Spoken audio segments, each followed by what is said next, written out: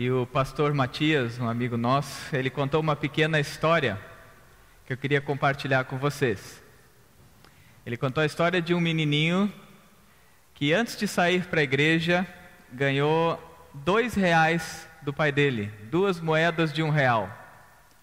E o pai disse assim: uma moeda de R$ 1 é para você dar de oferta para o trabalhinho do culto infantil, que ajuda as pessoas. R$ 1 é para você dar de oferta. E outro R$ é para você comprar bala, chocolate, bombom, que você sentir vontade de comprar, tá bom? E o menino, tá bom. Ele saiu com as 2 moedas na mão. Enquanto ele ia andando pela rua, de repente ele meio que tropeçou, uma moeda rolou e caiu no bueiro. E ele não conseguiu pegar. Aí ele ficou com uma moeda na mão e disse assim: ah, não. Logo a moeda do culto infantil caiu no bueiro. Logo a do culto infantil foi cair, ficou só a da minha bala, do meu bombom e do meu chocolate. Eu conto essa história porque nós queremos começar a trabalhar alguns temas a partir dos livros da Bíblia, daquilo que nós chamamos de profetas menores, que são os 12 últimos livros do Antigo Testamento, que trazem mensagens curtas. Não tem muito, não são livros muito grandes, com muitos capítulos, mas trazem mensagens curtas, mas com essências interessantíssimas, com conselhos, com palavras de Deus importantíssimas para a nossa vida. Obrigado. Por isso também o tema Pequenos Frascos, Grandes Essências. E o escritor Timothy Keller, a falar sobre esse nosso primeiro tema, justiça social, ele diz assim: as pessoas dizem estar preocupadas com a justiça social, mas estão altamente influenciadas por uma sociedade consumista. A história da moedinha. Nós sabemos o que devemos fazer, nós concordamos que precisamos olhar para as pessoas, investir os nossos talentos, usar de um discurso bonito que nos preocupamos com o pobre, mas o problema é que nós vivemos numa sociedade que nos diz: a moeda da bala, a moeda do chocolate, do bombom, essa a gente não abre mão. E aí nós entramos no desafio desse tema. Nesse desafio de pensar como, em uma sociedade como a nossa, altamente influenciada por ser uma sociedade consumista, como nós enxergamos o desafio de olhar para o próximo, de usar da nossa vida, dos nossos recursos, do nosso intelecto, pensando em favor das pessoas que necessitam, daqueles que não têm condições, como olhar para uma sociedade muito além do nosso umbigo. E tem uma escritora chamada Ana Beatriz Barbosa Silva, que ela escreve um livro que eu recomendo, chamado Mentes Consumistas, onde ela faz uma profunda reflexão sobre o quanto nós somos envolvidos nesse mundo de consumo. E a sua primeira reflexão é uma pergunta: ser ou ter? Uma questão que determina a nossa forma de viver. E ela diz o seguinte: o ser nos leva à posse não de objetos pessoais ou coisas, mas de nós mesmos. O ser reafirma a nossa identidade e molda o nosso caráter, com o qual nos relacionamos com o outro no âmbito social e afetivo. Por outro lado, o ter, por sua vez, nos conduz à posse material de coisas, que acabam por despertar e fomentar o egoísmo e a falta de altruísmo nas relações interpessoais. Ela então faz esse desafio de nos fazer pensar: nós vivemos motivados pelo ser ou pelo ter? O que motiva você? O que é que molda quem você é? O ser ou o ter? Ela diz mais, falando sobre o consumo: consumir é a maneira mais rápida e eficaz de ter. Num primeiro momento, o ato de consumir gera um estado de alegria e euforia momentânea. Com o tempo, nos viciamos nessa sensação abstrata de prazer e passamos a comprar mais e mais. Forma-se então um ciclo vicioso que aprisiona milhares de pessoas no mundo inteiro. Ela vai trazendo essa reflexão de nos fazer pensar que nós fomos criados e a razão de existir nós encontramos naquilo que nós somos. Mas nós desde muito cedo somos envolvidos, influenciados e passamos a pensar que a vida tem valor, que a verdadeira maneira de viver é a partir do que nós temos. E o que nos motiva a sair de casa é buscar aquilo que nós vamos ter. E o que de fato nos dá prazer, muitas vezes, está baseado naquilo que nós temos. É por isso que marcas investem tanto em colocar gente famosa. Em época de Copa do Mundo, vocês já viram quantas propagandas aparecem? Gabriel Jesus, Tite, Neymar. Porque eles querem nos levar a acreditar que o sonho de todo brasileiro nos aproxima dos nossos heróis, no momento que nós temos o que eles têm. O ter como meio de unidade, que vai nos envolvendo e nos sugando numa cultura consumista e que vai nos roubando o prazer da vida. Essa própria autora, ela vai dizer, a sociedade consumista, ela gera o seguinte em todos nós: abundância de produtos e escassez de felicidade. Quanto mais nós temos, o prazer em ter vai diminuindo. A felicidade verdadeira não se encontra ali. E nós vamos sendo absorvidos, aprisionados e sugados por esse tipo de pensamento, sem nem perceber muitas vezes o quanto a nossa vida está se distanciando daquele propósito maior que Deus tem ao nos abençoar. Aquele propósito maior que Deus tem, que quando Ele nos abençoa, Ele quer nos tornar uma bênção. Aquele propósito maior que Deus tem de fazer você e eu perceber que a verdadeira felicidade é por quem você é e não por aquilo que você tem. Que o verdadeiro alvo da sua vida, que o verdadeiro sair da cama para buscar por algo, deveria buscar por quem você é, muito além do que você tem. E por isso que é tão importante começarmos a pensar nesse tema e trazer essa introdução para lembrarmos dessas duas moedinhas. O problema dessa moedinha do ter é o que ela vai dizer em mais uma frase. Na sociedade consumista, somos livres para consumir tudo, a todos e a nós mesmos.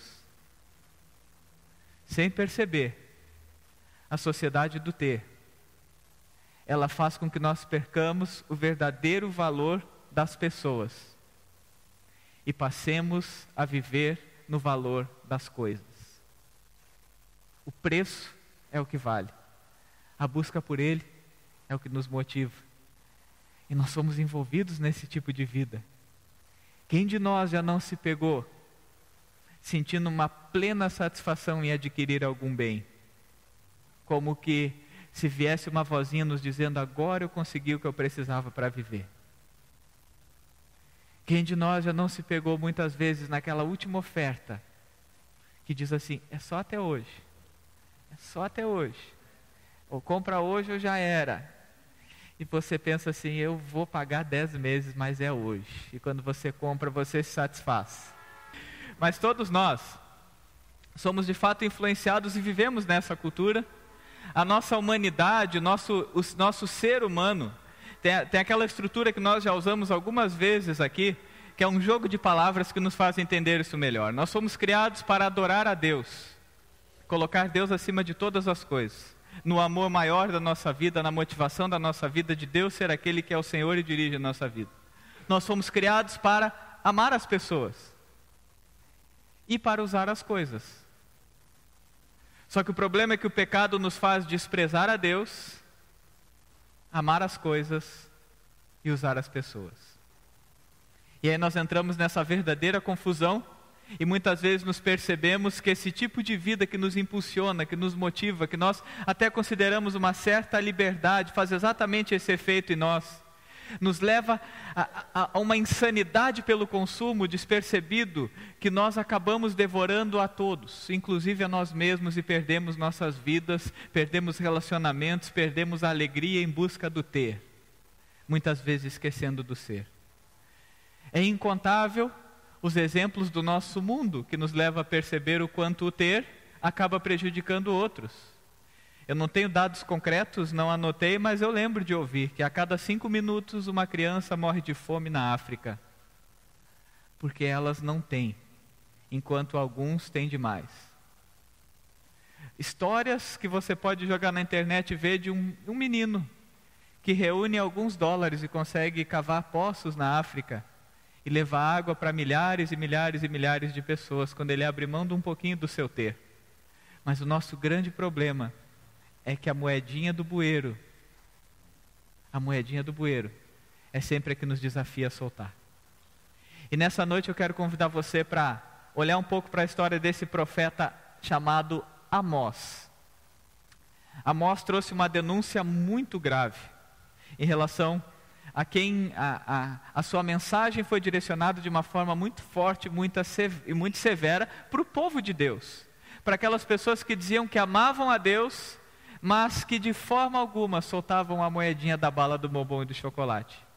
Mas quando era moedinha de abençoar o próximo, de cuidar do outro, eles viviam deixando cair no bueiro. E Amós é usado por Deus num momento muito específico para trazer uma mensagem para esse povo.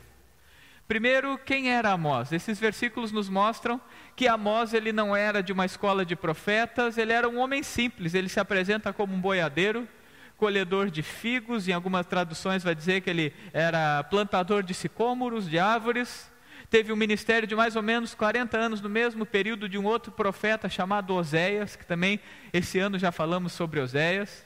E os dois vieram como sucessores de dois grandes profetas, Elias e Eliseu, que também confrontaram com a palavra de Deus, trouxeram palavras duras, mas não no sentido de ser um duro para fazer mal para as pessoas, mas no sentido de mostrar para elas a realidade de uma vida, quando se despreza a Deus, quando ama as coisas e usa as pessoas.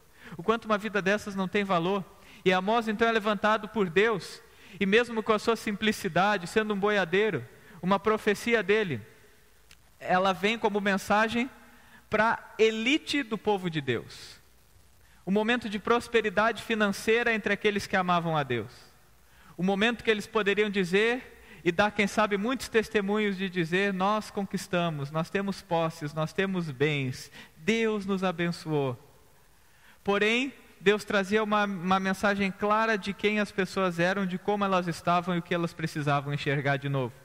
Ele usa a boca desse profeta chamado Amós para mostrar o quanto essas pessoas estavam esquecendo, ao buscar a sua ascensão, a principal bênção que Deus tinha reservado para eles, que era de que eles obedecessem ao cuidar dos pobres, ao cuidar das viúvas, ao cuidar dos desfavorecidos, que eles não movessem uma palha do seu esforço, esquecendo dos que não conseguiam chegar lá.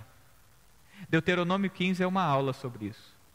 É quando a lei vai nos dizer que quando houver um pobre entre os irmãos que Deus nos dá nas cidades, que nós de maneira alguma podemos endurecer o nosso coração, nem fechar a nossa mão, que Deus quer que eu e você prestemos atenção nessas pessoas. Entendamos que a nossa vida, a nossa motivação vai muito além da minha moeda, da bala, do bombom e do chocolate. Ela me motiva a pensar o que eu faço para abençoar, para cuidar, para olhar para aqueles que ninguém olha na sociedade. E então Amós traz uma mensagem dura, uma crítica a essas pessoas. Em pesquisas sobre a realidade desse povo, diz que era um povo que enriqueceu a partir da exploração, da riqueza injusta, do suborno, da violência, de explorar os pobres, e ainda assim eles conseguiam subir no altar e cantar e louvar a Deus. E Deus traz uma mensagem dura para essas pessoas. Eu quero mostrar alguns versículos para vocês. Como nós temos visitantes que às vezes não possuem Bíblia, eu vou projetar o texto ali, mas se você tem a sua Bíblia e quiser abrir, Amós capítulo 4, versículo 1. Olha que palavra Deus coloca na boca desse homem para trazer a sua mensagem. Deus diz assim através de Amós: ouçam essa palavra vocês, vacas de Bazã, que estão no monte de Samaria, vocês que oprimem os pobres e esmagam os necessitados, e dizem aos senhores deles: tragam bebidas e vamos beber. Deus direciona a mensagem e ele usa o termo para falar dessas pessoas que ele direcionava, essas pessoas do povo de Samaria, para dizer: vocês são como as vacas de Bazã. O que eram vacas de Bazã? Eram vacas que tinham um certo glamour. É aquela que aparece no canal do boi. Não sei se alguém assiste o canal do boi, mas é aquela vaca que parece que em cima dela tem um tapete caro, não é? que você olha para ela, o ar-condicionado é melhor que da nossa casa. E você pensa, essa vaca não deve nem, sei lá, não deve nem precisar ruminar, deve ter um aparelho que rumina para ela. Então, era aquela vaca adornada, bonita, bela, as vacas de Bazã. Bazã simbolizava glamour, simbolizava riqueza, simbolizava todo o poder financeiro no trato de um animal. E Amós diz exatamente isso para essas pessoas. Ele era boiadeiro, né? Ele chega dizendo, o povo de Deus está parecendo vaca de Bazã. Está vivendo, está se alimentando e está fazendo do seu dia a dia uma eterna rotina para se embelezar, para se tornar mais potente, mais poderoso.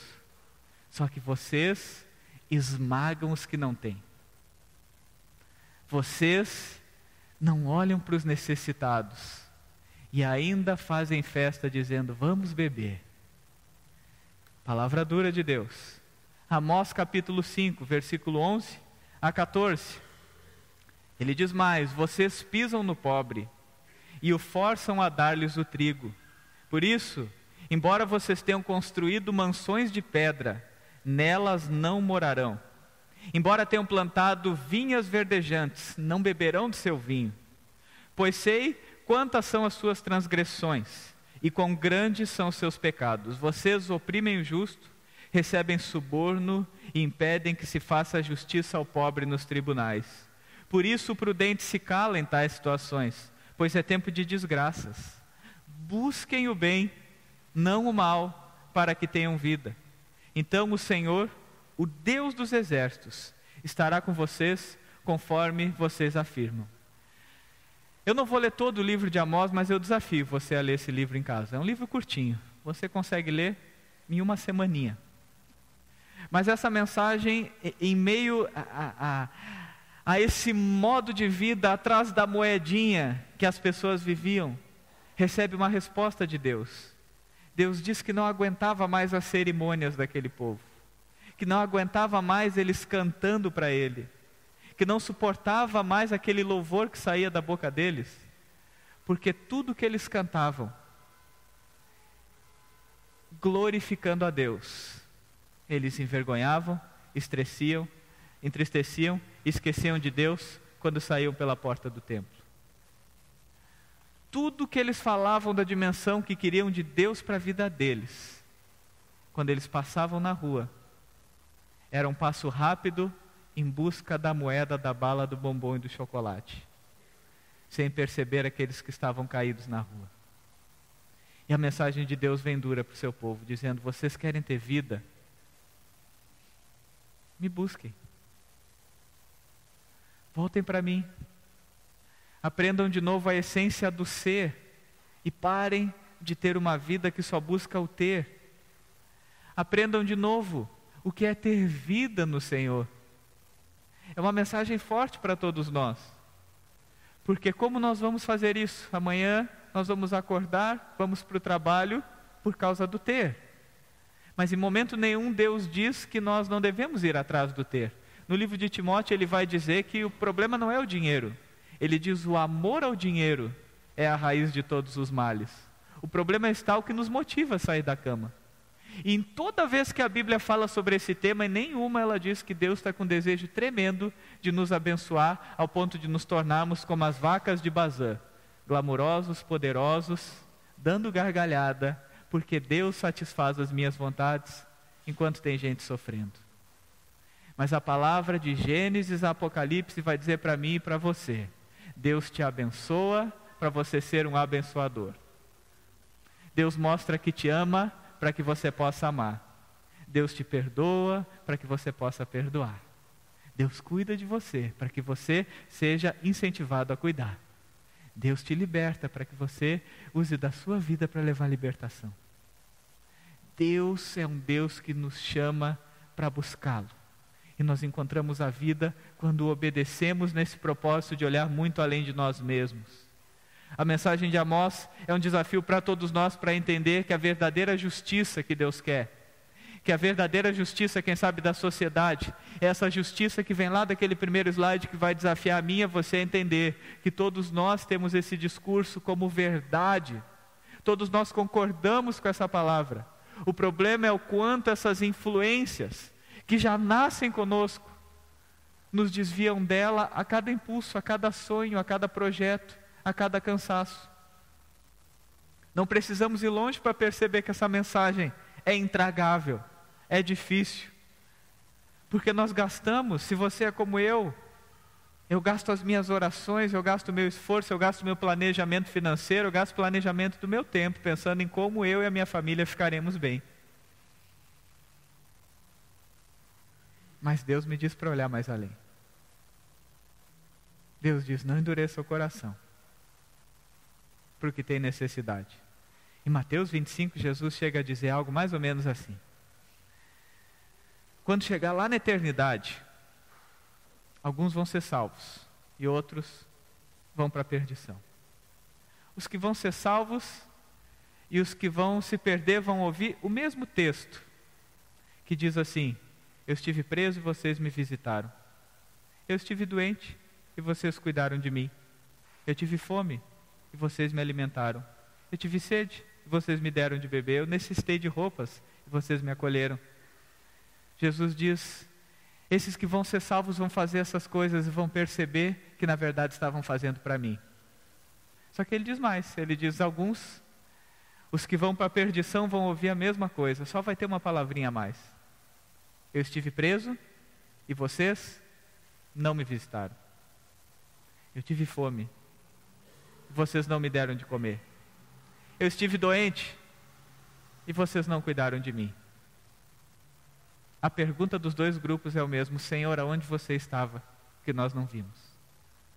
Mas a resposta de Jesus é: os que são salvos estavam lá. Os que se perdem, não. Não confundamos esse texto pensando que a nossa salvação depende de fazer isso. Não é porque você vai alimentar um pobre que você vai ser salvo. Isso Jesus fez na cruz por mim e por você. A nossa salvação é presente gratuito de Deus. É um amor muito grande que a gente não consegue conquistar com barganha, com o que a gente pode ou não pode fazer, porque para a salvação a gente não faz nada. A gente só diz: Jesus, eu preciso de Ti. Porém, os que são amados aprendem a amar. Os que são abençoados usam da sua vida para abençoar. Nós não fazemos para sermos amados, mas porque nós somos amados, nós fazemos. Nós não fazemos para alcançarmos a bênção, mas porque a bênção nos alcança, nós abençoamos. Nós não fazemos para ser salvos, mas porque Jesus nos salvou. Nós vamos viver como salvos. E como a nossa igreja, a igreja de Jesus Cristo, como a nossa família, como o nosso ser cristão precisa de novo lembrar dessa mensagem. Como essa mensagem é esquecida. Quando eu olho para pessoas que estão dedicando 40 anos da sua vida em missões, em povos perseguidos, vivendo como excluídos, eu vejo às vezes a dificuldade que a gente tem de uma pessoa que ofereça 1 hora do seu dia para visitar alguém, para cuidar de alguém. E não precisa pensar que essa mensagem é uma mensagem só para você, eu falo por mim. O quanto no meu coração Deus precisa transformar para eu lembrar essa mensagem que Ele trouxe para Amós, de dizer: olha, você está correndo demais atrás do seu sucesso, atrás do seu conforto, atrás da sua comodidade. A tua vida você encontra quando você usa ela ao meu serviço. A tua vida você encontra quando olha aonde ninguém mais olha. A tua vida você encontra quando estende a mão para aqueles que ninguém mais estende. Timothy Keller vai falar sobre 4 propostas para pensarmos o que significa justiça. Ele vai dizer que justiça significa cuidar dos vulneráveis, que esse é um chamado de Deus para todos nós. Em Miqueias capítulo 6, versículo 8, Deus convida: pratiquem a justiça, amem a misericórdia. Misericórdia é o coração atento para a miséria humana, é o coração que se compadece com a dor do outro. A Bíblia dizia, naquela passagem, que Jesus viu uma multidão com fome, que Jesus teve compaixão deles. Jesus sentiu que aquela fome era compromisso dele, que a dor daquelas pessoas que não tinham o que comer era a dor dele, e ele agiu em favor daquela dor. Então, quando nós falamos que nós queremos buscar o reino de Deus e a sua justiça para a nossa vida, Deus nos chama para olharmos para os vulneráveis. Deus nos chama para percebermos aqueles que estão esquecidos. Seja no nível social, seja por algum erro que cometeu, seja por alguma doença, seja por algum crime, quem sabe, quando eu penso em alguém que foi preso e que a sociedade exclui, Jesus diz, quem sabe você me encontra cuidando dele. Quem sabe você me acha e você me ama amando essa pessoa. Uma outra coisa que Timothy Keller diz sobre justiça, o ponto 2 é: justiça reflete o caráter de Deus. Não dá para pensar de outra maneira na justiça sem entender que Deus é o Deus que amou a toda a humanidade e que quer abençoar a todos, e que para isso Ele quer usar a minha e a tua vida. Em Êxodo, quando diz que aquele povo sofria como escravo no deserto, diz que Deus ouviu o gemido daquelas pessoas. Mas é interessante que quando Deus ouviu o gemido daquelas pessoas para fazer o seu milagre, Ele pediu: Moisés, vem cá. Moisés, ouve a minha voz e faz alguma coisa por eles que eu quero te usar. Deus pode fazer milagres através da tua vida, quando você entende que o caráter de Deus é te chamar a ser justo. Salmo 146, que nós lemos no início, diz: Deus é aquele que traz libertação, Deus é aquele que cuida do pobre, Deus é aquele que olha para a viúva, Deus é aquele que olha para o órfão. Deus está na dor humana, mostrando que Ele cuida e que Ele ama. Justiça, também para Tim Keller, significa buscar por relacionamentos corretos. Ele traz a citação de um comentarista bíblico que diz assim: quando a Bíblia fala a palavra retidão, muitos pensam somente em termos particulares de moralidade e ser fiel na oração e no estudo bíblico. Porém, quando a Bíblia fala em retidão, a Bíblia fala de um viver diário, no qual você trata a todos com justiça, generosidade e igualdade, seja nos relacionamentos familiares ou na sociedade. Tudo aquilo que exclui não faz parte do plano de Deus. No Retiro Alfa eu comento de um professor meu de teologia que dizia: quando Deus criou a humanidade, Ele criou numa unidade. Fez homem e mulher em pleno relacionamento com Deus e com a sua criação. Viviam em harmonia. Quando o pecado entrou no mundo, Ele primeiro separou os seres humanos de Deus, em seguida separou a criação dos seres humanos, e em seguida separou um ser humano do outro. A divisão, a exclusão, o afastamento é a herança do pecado na nossa vida. Jesus já dizia nas suas orações em João 17: Pai, faz-nos um, faz com que o nosso povo, os teus filhos na terra sejam um, assim como nós somos um, para que lá se manifeste a tua glória.